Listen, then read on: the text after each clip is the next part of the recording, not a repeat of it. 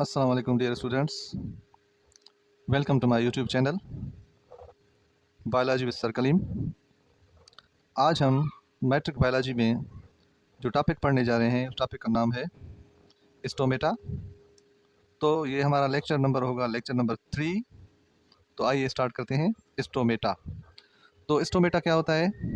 Stomata singular stoma, इसका मतलब क्या होता है? माउथ। ठीक है। आमतौर पे ये क्या होती है? माइक्रोस्कोपिक ओपनिंग होती है present in epidermis of leaves. Leaves की एपिडर्मिस में ओपनिंग होती है माइक्रोस्कोपिक, या सुराख होता है। ठीक है।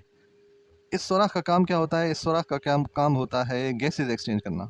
ठीक है। जैसे हम अपने प्रीवियस टॉपिक में पढ़ के आए हैं, गैसेज एक्सचेंज, जो फोटोसिंथेसिस और रेस्पिरेशन होती है उन दोनों में गैसेज एक्सचेंज होती है। तो इस तरीके से इस ये वो जो गैसेज एक्सचेंज है मोस्टली वो जो है स्टोमेटा के ज़रिए होती है। तो आइए लीफ का स्ट्रक्चर देखते हैं। ये है लीफ की एक एनाटॉमी। लीफ की एनाटॉमी है।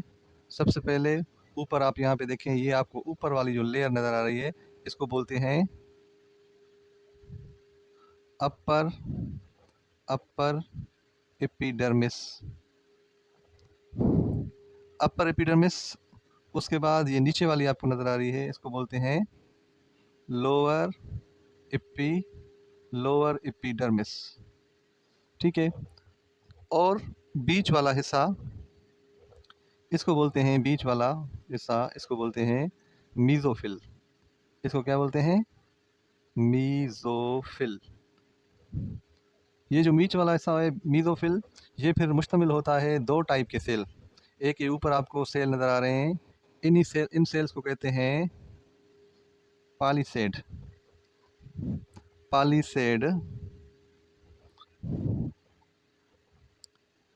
और दूसरे यहाँ पे ये आपको नज़र आ रहे हैं, ये स्केटर्ड नज़र आ रहे हैं भाई। ये ऊपर वाले जो पॉलीसेड होंगे ये कंपैक्टेड हैं, एक दूसरे के साथ मिले हुए हैं। और ये नीचे वाले जो है इसको बोलते हैं स्पंजी। इनको बोलते हैं स्पंजी स्पंजी मीजोफिल। इसको पॉलीसेड मीजोफिल भी कह सकते हैं और इसको स्पंजी मीजोफिल। ठीक है। अब ये दोनों जो सेल्स हैं, इन दोनों सेल्स को अगर और से आप देखेंगे तो इनके अंदर ये जो डॉट डॉट नज़र आ रहे हैं, एक्चुअली ये क्या है? ये है क्लोरोप्लास्ट। ये क्या है? क्लोरोप्लास्ट। तो जो पैलिसेड सेल्स होते हैं उनमें फोटोसिंथेसिस बहुत ज़्यादा होती है क्योंकि उनके अंदर क्लोरोफिल सेल बहुत ज़्यादा होते हैं। उसके अलावा ये नीचे वाला हिस्सा जो है ये स्पंजी मीजोफिल वाला, इनके अंदर जो क्लोरोफिल होते हैं, क्लोरोप्लास्ट होते हैं, वो क्लोरोप्लास्ट थोड़े होते हैं लेकिन कम होते हैं। ठीक है। इनमें भी फोटोसिंथेसिस होती है लेकिन कम होती है। तो इस तरीके से ये नीचे आपको नज़र आ रहा है, ये क्या है? Lower epidermis. लोअर एपिडर्मिस में आप आगे चलें तो यहाँ पे आपको पोर नज़र आ रहे हैं, ये भी पोर है, ये भी पोर है। एक्चुअली ये पोर क्या हैं? ये ही पोर कहलाते हैं स्टोमेटा। ठीक है। इनसे जो है वो गैसेज एक्सचेंज होती है। ठीक है। कार्बन डाइऑक्साइड अंदर जाती है तो ऑक्सीजन जो है वो बाहर आती है फोटोसिंथेसिस में। और रेस्पायरेशन में इसके वाइस वर्सा होगा। रेस्पायरेशन में जो है ऑक्सीजन अंदर जाती है, कार्बन डाइऑक्साइड बाहर आता है। तो इस तरीके से ये अंदर जाते हैं, कार्बन डाइऑक्साइड अंदर जाके ये सेल्स जो हैं इनमें ये डिफ्यूज़ हो जाते हैं ऊपर। फिर यहाँ पे क्या होती है? फोटोसिंथेसिस। चलो आगे चलते हैं। आगे ये हम स्टोमेटा देखें। स्टोमेटा का आप स्ट्रक्चर देख लें, ये स्टोमेटा का स्ट्रक्चर है। स्टोमेटा का स्ट्रक्चर ये है ओपन। स्टोमेटा ओपन ओपन होता है तो इस तरीके से होता है, आप इसको देख सकते हैं। ये बीच में जो है वो सुराख नज़र आ रहा है इसका। ठीक है। और इस सेल को अगर आप देखेंगे तो इसके जो स्टोमेटा होता है वो बना हुआ होता है दो गार्ड सेल्स का, एक ये है एक ये है, गार्ड सेल्स। इसके अलावा इसके अंदर बहुत बड़ा वैक्यूल नज़र आ रहा है।